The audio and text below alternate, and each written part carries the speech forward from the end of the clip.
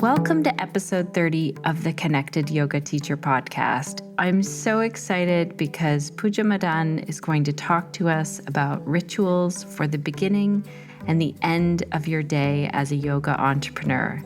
The Connected Yoga Teacher was created so that you can easily have access to knowledge, inspiration, and a community of supportive yoga teachers between the yoga teacher trainings, classes, and workshops that you are taking. Together, we hear from fellow yoga teachers and other professionals every week.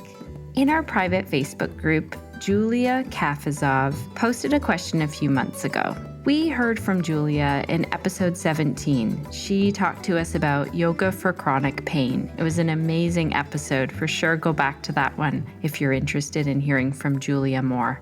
In our Facebook group, Julia asked the question, "Hey everyone, I'm curious if any of you have containment or closure rituals. How do you put the biz thinking, to bed and transition to off time? Do you ever put biz to bed? Do you insert mindful off-biz breaks? Please share." This is a fantastic question and one that I really wanted to expand on. I also want to share some of the comments from fellow yoga teachers in that group. This question is what spurred the entire episode today with Puja, but let's listen to what our fellow connected yoga teachers had to say. Roslyn, who we heard from in episode 6, she talked to us about teaching online yoga classes. Here's what she had to say. "I love this, and I think it's so important to offer closure and have mind-filled transitions. I feel like I'm pretty good about this now because I've experienced burnout before. I have one notebook that contains all of my class and student info. It's usually out and about the house, but after my last session of the day, I'm intentional about putting it away on the bookshelf. I don't take it out again unless I'm lesson planning. It keeps it sort of out of sight, out of mind. Also, especially on busy days, I have a hand-washing, rinsing ritual between clients. I just rinse off my hands and take a moment to rinse off any residual energy from the last client, reset, and move forward to be fully present for the next. It always feels grounding for me." Espa says, "No phone or electronic devices before bed, an hour before bed, to unwind. That is what my Ayurvedic doctor recommends, and it works perfectly. Sleeping with an obsidian stone close to me helps ground as well." Sean Radcliffe says, "I'm pretty good about moving from work to non-work. Our internet shuts down automatically at 8 p.m. every night, which helps. But I also try to put my computer or iPod out of reach before then. You will often see me walking around with a book instead. Reading at night is one of my favorite non-work rituals." I have this ritual as well in my house because Sean and I live together. So this was a fantastic idea that Sean had himself about having a timer. So our internet just goes off every night at 8 o'clock. And it's pretty amazing with teenage kids in the house. Everyone sees each other again at 8 o'clock. All electronics go down and we grab books and start the evening. Joanne shared with us as well, and we heard from Joanne in episode 12. She talked to us about sciatic pain in yoga. Joanne shares, "I put my phone on Do Not Disturb around 8:30 and work on a puzzle while listening to programs like The Voice and MasterChef in the background." So thanks so much, you guys, for these comments. They're amazing, and I would add them to all of the great stuff that Puja is going to talk to us about today. If you, the listener, are a yoga teacher, or if you're in a yoga teacher training now, you're welcome to join that Facebook group. Just go to theconnectedyogateacher.com, click on the join button on the homepage. Before we dive into today's episode, here's our weekly hot tip from Blake of Schedulicity. Hello, Connected Yoga Teachers. This is Blake from Schedulicity with the hot tip of the week. Creating recurring classes with Schedulicity can save you a ton of time in the long run and make it easier to focus on teaching and connecting with your students. If you have a Kundalini yoga class every Monday at 10 a.m., for example, you only need to put in that information once and click the recurring option. Then you can choose if this class repeats daily, weekly, monthly, or on specific days. You can set it up to run for a month, a full semester, or even an entire year. Let Schedulicity do the repetitive data work so you can focus on repetitive breathing.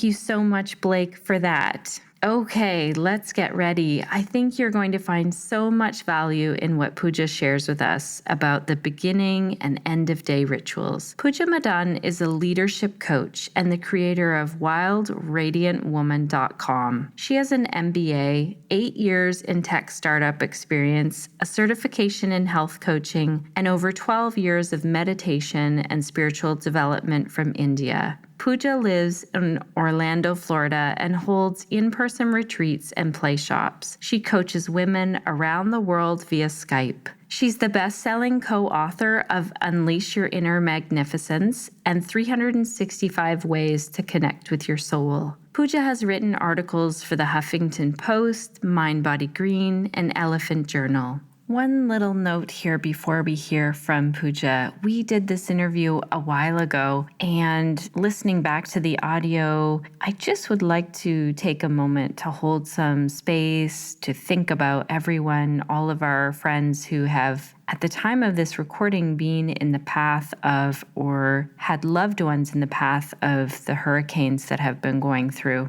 April, we've been thinking about you. I know that Sherry, you are in Florida, and we have a lot of other listeners who are either in that path or have loved ones there. What really brings it to mind is that Puja is in Orlando, Florida, as well as Carol Cox, who we heard from in a previous episode, and she introduced me to Puja. So just holding you all in my thoughts, even just watching the Weather Channel brings up a lot of anxiety for me, and I just hope that you feel held at this time. Okay, connected yoga teachers, let's get into this really important topic. I have been so excited to share it with you and excited to listen again because I've been adding in little bits of this. I'm going to be here at the end of the episode to give a little wrap up, a little key takeaway chat, and so I'll see you back here at the end. Welcome, Puja, to the Connected Yoga Teacher podcast. I'm so excited to have you here today. Thank you for having me, Shannon. I'm so excited to be here and to talk to you about some juicy stuff. So this all came from a question that we had in our private Facebook group for yoga teachers. And Julia asked, "Hey, everyone, I'm curious if any of you have containment closure rituals. How do you put the biz thinking to bed and transition to off time? Do you ever put biz to bed? Do you insert mindful off biz breaks? Please share." Right away, I messaged a few people in a business group. Carol Cox was in there, and she said, "You need to talk to Puja." Yep. So tell us first, before we get into the question, tell us a bit of your backstory, because I read somewhere that you actually had an aha moment in a yoga class. It's so interesting. That's true. I even forgot about this, Shannon, but I was in yoga class. This is 2009. I was in yoga class. And at that time, I was living in India. So I'm born and raised in India. And I used to work for tech startups. So imagine the contrast. And at the same time, I was on this spiritual journey with yoga and meditation and energy work and nutrition, etc.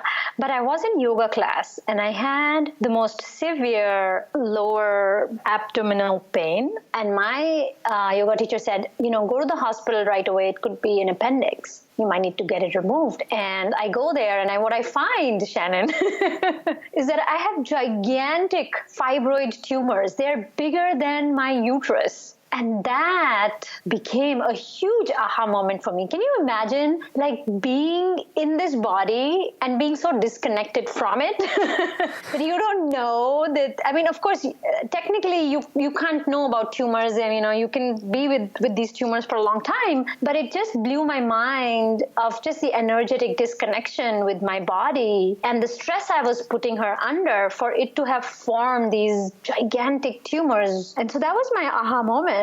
And that was the moment that propelled me into a totally different journey that, made me move across the 7 seas to America. And my career transitioned from being a nerd to being a coach for women entrepreneurs and helping them with this piece of how do you show up in a world where your value is associated with what you get done and what you accomplish, and then balancing that with who you are as a woman and the being aspect of your self. Right. Yeah, so that was my aha moment. Thank you for reminding me. So then you move, where in the U.S. are you living then? I am in sunny Florida, Shannon. Oh, nice. Nice and warm there. Yes. We have some listeners from Florida, so I'm excited that they'll feel a connection with you. Yeah, they're rolling their eyes right now because it's so hot. It's so hot and humid, and our hair is curled, and we can barely step out. But it's nice in the winter here. So then you made this big transition. Your body spoke to you and said, okay, something has to switch. And I really appreciate it. I've heard you talk on different podcasts about bringing this mindfulness. And I really appreciate also how you bring in the yin energy or the female energy, because I feel like as an entrepreneur, as a yoga teacher, we know this need for balance, the yin and the yang. But as an entrepreneur, I feel like we're pushed a little bit more out of that yin. Can you talk about that? Yeah. So I want to preface this with what happens when women plug into a system, when they choose to become entrepreneurs, or even when they're working in corporate, Shannon. What happens is that essentially we plug into systems that were designed by men and for men. And what's happening as we step into this age of Aquarius is this awakening is happening, and everybody's stepping into their light and feeling guided to teach and lead and coach and sort of be the beacons of light for everyone else, right? And we are transitioning from very old values, which are ingrained in our psyches, to a newer set of values, which in my mind are more based on feminine principles and on mindfulness principles. So these old values of competition, for instance, are being replaced by collaboration. The old values of individualism will be replaced by belongingness, or of opportunity will be replaced by relationship. And old values of lack, which is really at the core of so many issues that we see in the world today, where people are operating out of fear and lack, they will be replaced by values of abundance and generosity and love. But as we make this transition, women who are awakening at incredible rates right now, they are stuck between these two worlds of still playing by the old value system and feeling very drawn to this new value system, which is very natural for us. You know, we are naturally collaborative. We are naturally relationship oriented. We are naturally generous. So I find that we need more awareness around how to embody these new value systems with rituals and mindfulness, so that we are not feeling burnt out as we are bringing our gifts into the world and building our businesses or scaling our businesses. Mm-hmm. And I think this brings a really good point to the front of my mind right now, is that I'm thinking, you know, other people looking to the inside, other, like, say, students looking in on yoga teachers might be thinking, well, they have all of the answers. They teach mindfulness. They teach this. But the problem is that teaching yoga is not a self-care ritual. It's not taking care of self. It's taking care of others. So I actually see in our field that people get depleted even more. Yes. And that's a huge problem in the spiritual yoga community, because the people and the women who are drawn to this work are natural nurturers. You know, they can fall into the trap of martyrdom, where like their nurturing can come at a price of their own nurturing. I'm just thinking of an example of, say, a student comes up and says, I really want a Saturday morning class. And someone's thinking, okay, well, I need to offer that Saturday morning class where that might be their only day off. Yes, exactly. And so we have to, this is why the mindfulness piece comes in, is when we start to live Gandhi's words of, we must be the change we wish to see in the world. And which means that we have to embody and inspire people through our own action. We are better beacons of inspiration when we are walking our talk, when it comes to our boundaries and when it comes to our healthcare. And when we are just radiating this healthy, happy energy, which comes from being grounded it, and very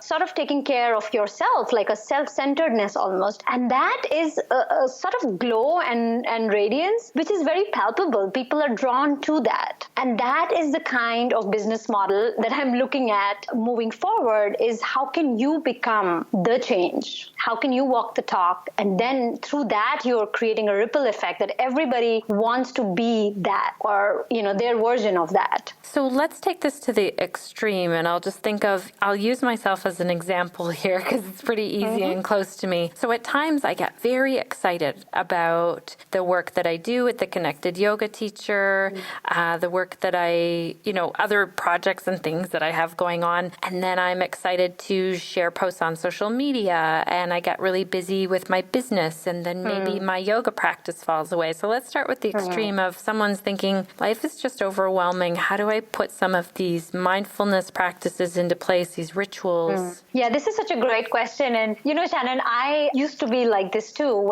Even when I worked for tech startups, and these were not my companies, this was not my business, I was still an employee. Even at that time, I had such a deep sense of ownership with my work that I would stay up late, and then I would suddenly come up with this idea that even way after my office hours, I was still thinking about how I could make this product or this company a success. And when you combine that sense of ownership that every woman has, because whether she has a child or she doesn't, she has this capacity to nurture something to its full potential, right? So that instinct is very present. When you combine that with something that she loves to do, you can imagine there is no stopping this. Right.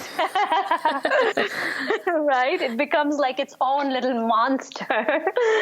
And at one point it starts to consume her. And in that regard, I feel that, when you, and this student of yours who asked this question, it is so important for us to become mindful of our personal energy and our personal boundaries when we are doing something we love and we are excited about sharing that work with the world. And it is very deeply rooted in love and joy and enthusiasm. So where would we start if we looked at end of day then? Okay, so we'll start with end of day, but I also want to, I'm hoping we can get to also the beginning of the day. Okay, I'd love to do that, yeah. Do you want to start there first? Yeah, let's start there first, because there's a piece of that then makes more sense, has more context when we talk about end of the day. So at the beginning of the day, every heart-centered, purpose-driven entrepreneur has to make time for herself. And it doesn't matter if it's 15 minutes or 2 hours, but there has to be some kind of ritual where she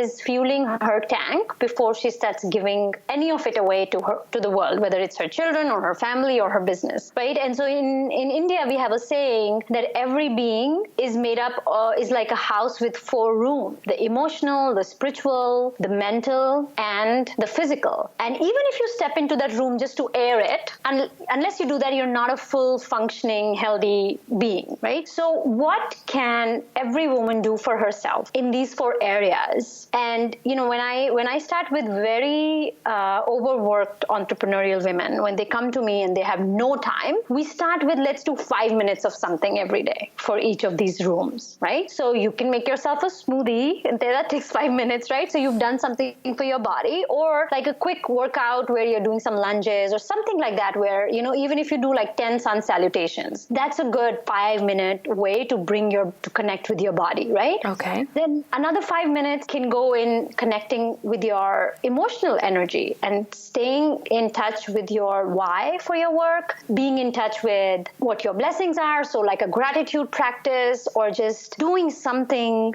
like an act of generosity, connecting someone to someone, or just sending a text to somebody who is launching their program, something like that keeps you in touch with your heart. That doesn't even sometimes take 5 minutes. Then you have the spiritual piece, where you can meditate for 5 minutes, or you can spend time in nature, or just spend time with your pets or something like that, where you are being connected with something bigger than you, right? And then you have the final piece, which is the first half of the other part we will talk about at the end of the day, is setting your intention. So your mental piece of getting ready for the day starts with you in the morning looking at, what do I have to get done. So setting an intention for, and I encourage my clients to say, okay, pick one word. How do you want to feel about your work today? A phrase or, a word. It could be expansion, or it could be joy, or it could be gratitude. It could be anything, but just a word that guides you, that you can keep returning home to for your work for the day. Then you look at your schedule and say, okay, what are the 3 most important things I need to get done? Right.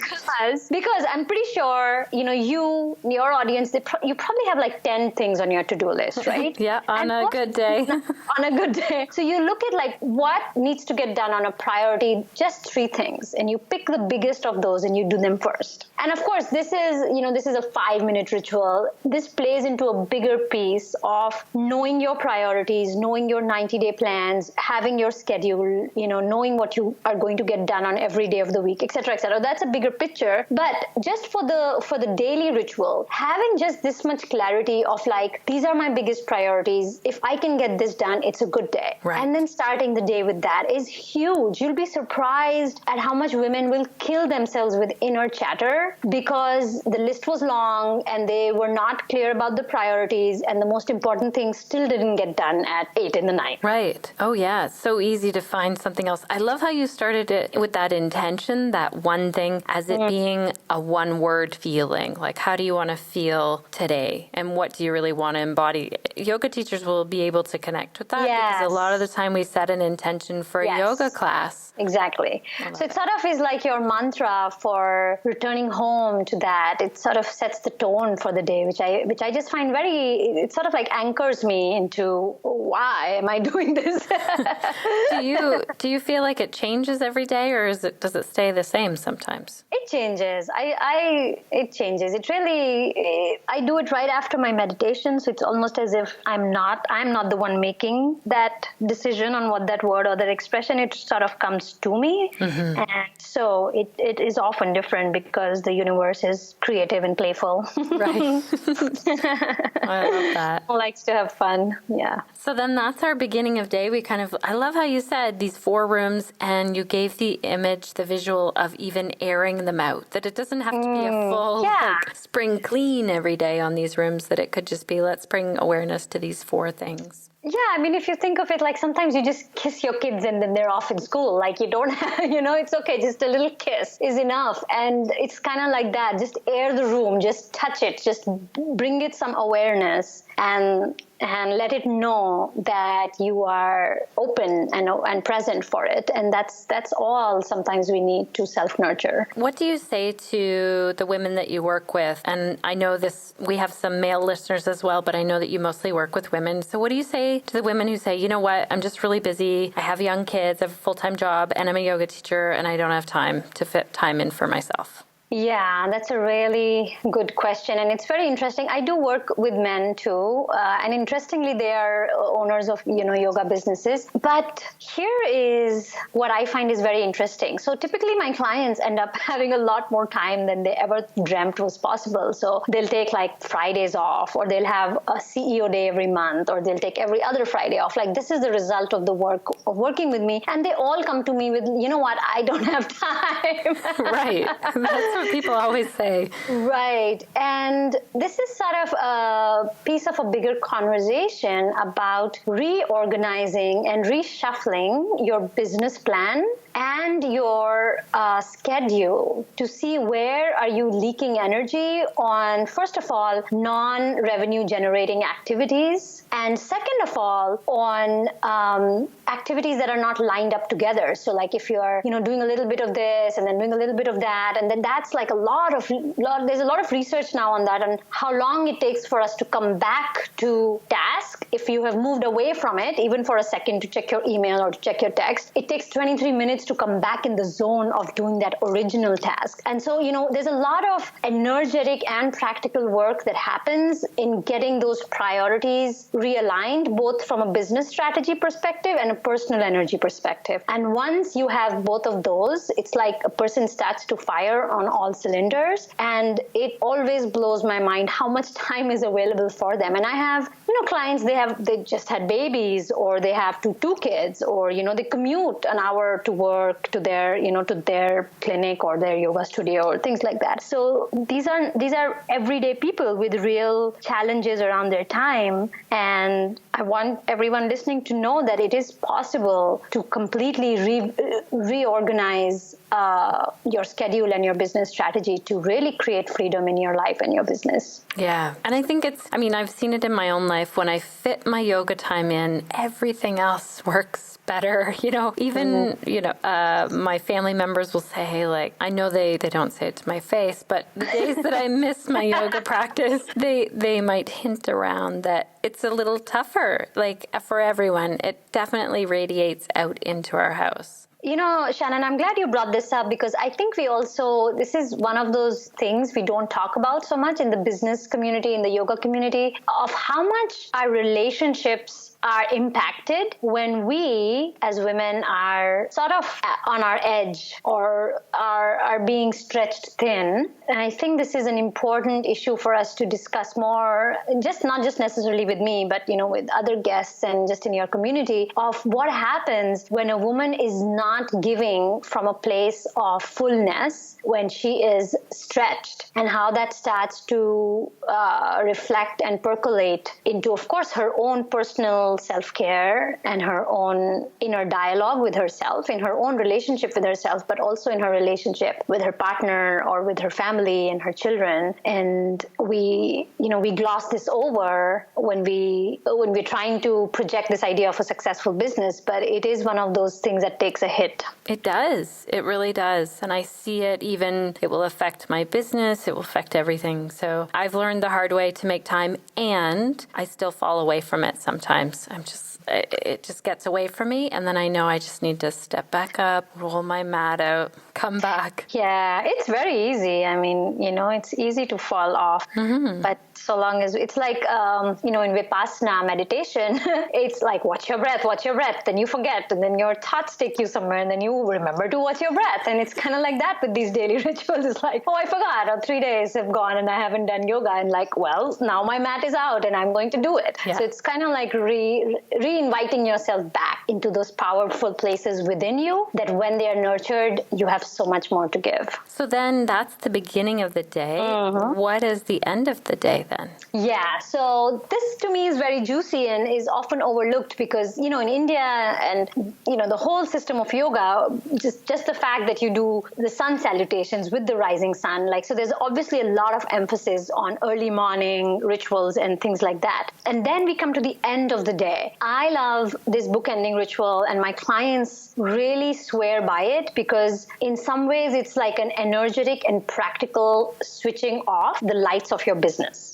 Right? Okay. So what I invite my clients to do is, if they have a physical space like an office desk or something like that, then I invite them to clear the desk. Okay. And I know it sounds super simple, but it's like clearing the energy of everything that was created and done and accomplished and just reorganizing it and cleaning it up so that when you show up the next day, you're not showing up with, oh, I forgot, this thing is still here, these papers are still here.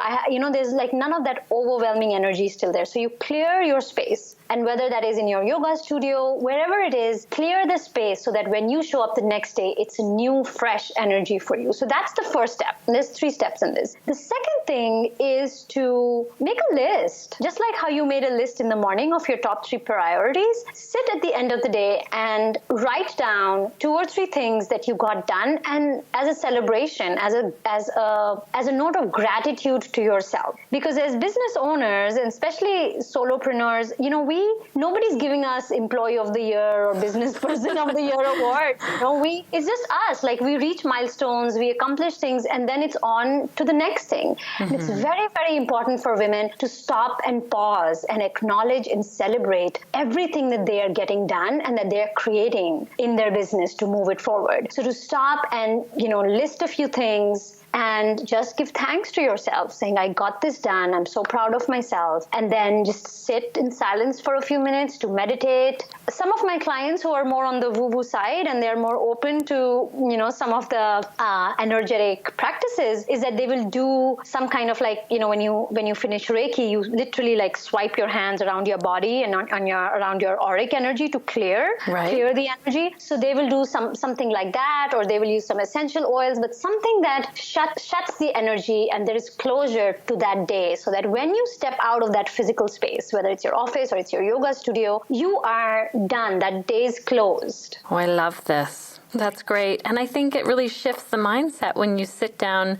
to write what you have done instead of running that track, that endless track of, oh my gosh, those are all of the things I still have to do or I didn't get done. Yeah, because honestly, when you run your own business, that list it never gets checked fully. No, it doesn't. And I don't want any woman to be ever feeling like she's falling short, because you could die with that feeling in you could be 93 years old and you could still feel like there's things I should be getting done in my business. We are lifelong learners. We are designed to always be curious and to do more and to get more things done. And it's important to have that closure. And one more thing that helps my clients sometimes, Shannon, is after they've written what they've done, sometimes what they do in the morning, they do before at this time. Like they will review what needs to get done the next day at this time. Okay. And so then in that moment, they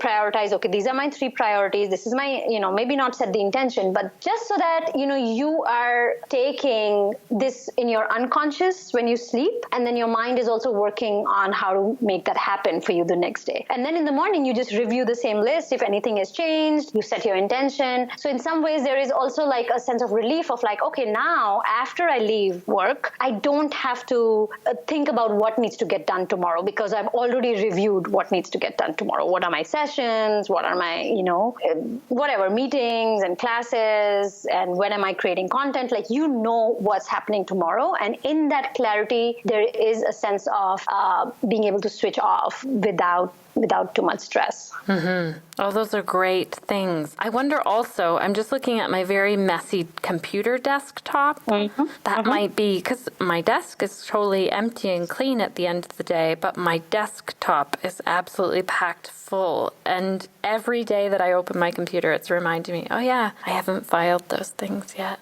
Yeah, that's a great observation, because, clutter comes in so many forms. Mm-hmm. And anything that is clogging your space, whether it's energetic in your computer, in your physical environment, is essentially keeping the flow of life energy from flowing easily. And it is also draining us of our energy and our vitality. So we are kind of tired without knowing why. Right? So it's a very important piece you brought up, because decluttering is like a very big piece of, when I was telling you how my clients end up taking Fridays off, is getting, unsubscribing from email. Like, is your inbox overflowing? Is your desktop overflowing? Do you have a closet that's full of things that you're not wearing anymore? Do you have pans in the kitchen that need to be donated? Like, getting clear constantly on an energetic and a physical level of stuff that is not serving you anymore. It's like it needs to be a monthly or quarterly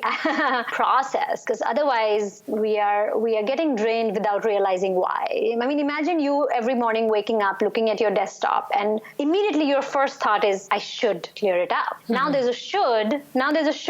Now you're shoulding on yourself. Right? And that is just like a subtle energy gas guzzling thing that's happening without you knowing about it. You're not so consciously aware of it, but it's at the back of your mind. And anything that is at the back of your mind is always going to be sucking life energy out of us. So it always needs to be come to the front and then taken care of. Right. Oh, I love this, because I've got my inbox down to 0. Oh my God. High five. High five. I also have a little folder that says, like, make sure you do those ones. But I like to move it over. So I feel like I've got that. But the desktop will be next. My daughter will be thrilled, because she loves doing like deep clean out. Let's get rid of clutter. This is good stuff. It really is. It's very, it's overly simple, and it's not that hard to take care of, but it's amazing to me how much energy is freed up. And then we are more productive. We are more in the flow. There is just the joy that we started our businesses for is restored. Mm-hmm. So how do people work with you then do you work with people one-on-one or in groups? How does that work? Yeah, so there are a few things that I do. Yes, there's group coaching, there is one-on-one coaching. I'm starting next month these live events for business leaders locally here in Orlando, but there will be an online version of that, of these talks, and these trainings will be made available in a membership format for anyone who is not here in Orlando, is remote. So there's a few options, with varying degrees of engagement from me that is possible for women to explore. Oh, I'm excited. I'll share that link in our show notes. So would they just go to your website, which is wildradiantwoman.com? Yes. Okay. Yes. The best way is to get on the list, and I will also share a link with you specifically for the wait list of the membership program. Oh, that's amazing. And is there anything else you'd like to share with the yoga teachers, the healers, the givers out there in terms of kind of maybe how to the beginning of the day, the end of the day, but even the middle of the workday, or anything else that you would add to it? I think it's always good to check in with the body from time to time, whether it's in the middle of the day, just to see where it's at, if you're feeling grounded, if you're holding on to any stress in your shoulders or if your heart feels closed. It's good to do regular check-ins. And the other thing that I'm feeling guided to share, Shannon, is that yoga teachers tend to look at their work as yoga teaching. And it's important for them to make this leap from being teachers to being entrepreneurs, where there is a business element to their work, which is very desperately needed. But when you stay in the mentality of being a teacher, then it's limiting in what you can do with it in your own life, financially, and also how you can reach others and how much impact you can have. So to play with this idea of like running a yoga business rather than being a yoga teacher is something I feel that the world needs more of. And, it also puts us in a more grounded place of not scrambling and struggling as much when we make that shift. I love that. That's a big message that I try and get out there a lot to yoga teachers, because it really is a business. It could be a hobby, but it serves the world and your community so much when it is a business. Yeah, and the whole world really needs more yoga teachers stepping up and sharing their gifts. So there's enough market to go around for everyone. Yeah. Well, I'm excited to share this with our listeners. I'm sure it's going to bring up some stuff for them. I know my partner, Sean, who has a very strong, early morning yoga ritual and then end of day ritual. He was like, oh, I can't wait till you do this interview. What she got that I don't do already. Oh, and he was also thinking that I will take in your information and use it for my own, because he knows God. You want He knows that it's some of my life work, and I'm just happy to ask the questions and share it with other yoga teachers, because I know it's been a continuous learning for myself, and it's made a big impact in my life. I find when you have a partner to do this is so much more fun, and there's so much more motivation to do it. So it's beautiful that you have a partner who's already in that flow in the morning. So I hope even if you do one of those 5-minute things every day for 7 days or 10 days, you'll be surprised at how much more time and energy opens up for you to do anything else. So I hope you try it out and share with me. I am. End of day. Here we come. Clear desktop it will be. Thank you so much for your time today. Thank you, Shannon. It's been an absolute pleasure to connect with you and have this really fun and important conversation with you. Thank you for having me. Alrighty, connected yoga teachers, so much information from Puja. Thank you for that. Thank you also to Rob, our amazing audio editor, and to Laura, who puts together the show notes. Because of Laura putting these show notes together, you actually will have all of the timestamps for each little part here. Let me just do a little wrap up of things, some key takeaways that I heard definitely in today's interview. So Puja talked about really beginning our day day by fueling our tank first. I notice such a difference when I fit this in and when I really do it in a mindful way. So I've even caught myself doing my morning practice thinking, oh yeah, I'll add that to my class, or moving through kind of mindlessly. And so I'm trying to bring another layer of that into my own morning practice. Puja also talked to us about this analogy of airing the 4 rooms daily: the emotional, spiritual, mental, and physical rooms. I love the thought of I just have this visual of someone shaking a bed sheet out in this room and opening up the windows and really taking a look, getting everything freshened up in there. Also, I want to just stress again that even if you can only start with a very small amount of time, you're going to notice a big difference in your day. So if you're feeling like, I can't fit this in, I talk to many of you who feel that way. Remember that you can fit it in when you start with really small amounts of time. I used to get caught up in, I need an hour or an hour and a half to do my yoga practice every day, and some days I can't fit that in. So I would ask you today if you can sort of look at the next day that you have. Begin the day starting with a daily word, an intention, or a feeling. Puja said that comes from her meditation. And then really mark out your top 3 priorities. I would even add to that to ask yourself each day, what is the one thing I'm going to get done today? So maximum 3, and I know that many of you are like me and have huge to-do lists, but if we look at the to-do list and we really pare it down, what is the one thing I have to get done today? So I knew for myself, what is the one thing I have to get done today? It was getting this podcast audio off to Rob so you guys can listen to it. The most difficult part of this for me is the end of day. So I feel like I have the beginning of day really looked after as I talked to Puja about this. I like the analogy of it being like switching off the lights of your business. So for those of you who might have a 9-to-5 job, you know what it's like. You leave work at a certain time, hopefully on time. You close everything down and it's there waiting for you at 9 o'clock. For those of you who are a yoga entrepreneur, you know what it's like to love this work, to really take it home with you, to be thinking about it when you go to bed at night, to be thinking about it when you wake up. And so any clearing out that we can do, I've started to clear off my desktop. This was only thanks to my brother, actually. Thank you, Conrad.